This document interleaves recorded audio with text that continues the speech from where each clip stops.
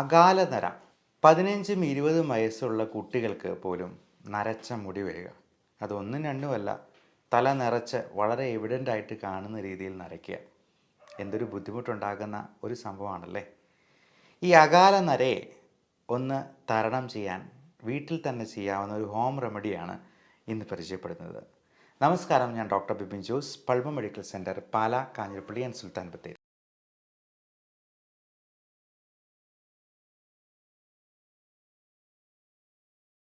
ഈ അകാലനരയ്ക്ക് പല കാരണങ്ങളുണ്ടാകും. അതെല്ലാം ആദ്യമേ നമ്മൾ റൂൾ ഔട്ട് ചെയ്യേണ്ടതുണ്ട്.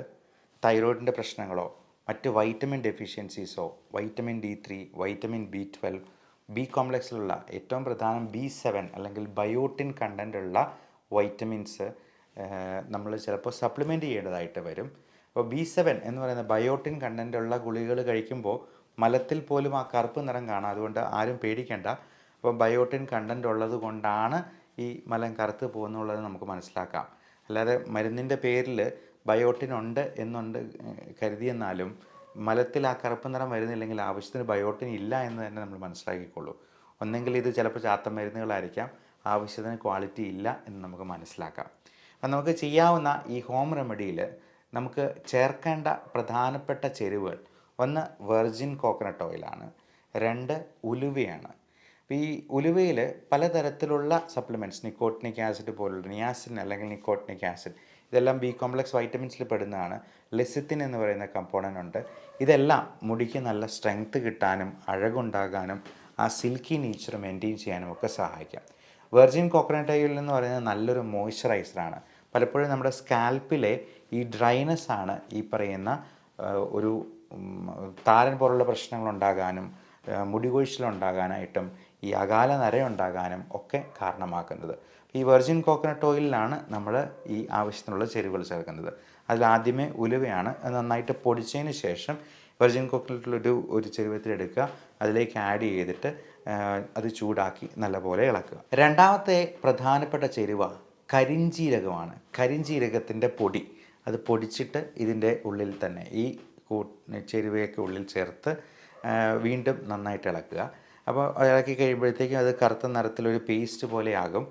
അതിനുശേഷം നമ്മൾ അടുത്ത ആഡ് ചെയ്യേണ്ട സംഗതി മൈലാഞ്ചി പൊടിയാണ്. അത് മൈലാഞ്ചിയുടെ ഇല കൊണ്ട് തന്നെ നമുക്ക് വേണേൽ പൊടിച്ചുണ്ടാക്കാം.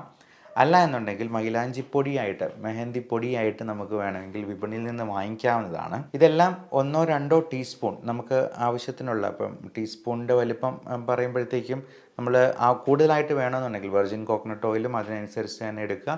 1-2 ടീസ്പൂൺ വീതം ഈ ചേരുവകളും കൂടി ചേർക്കുക. എന്നിട്ട് നന്നായി ഇളക്കി അതൊരു പേസ്റ്റ് പരുവത്തിലാകും.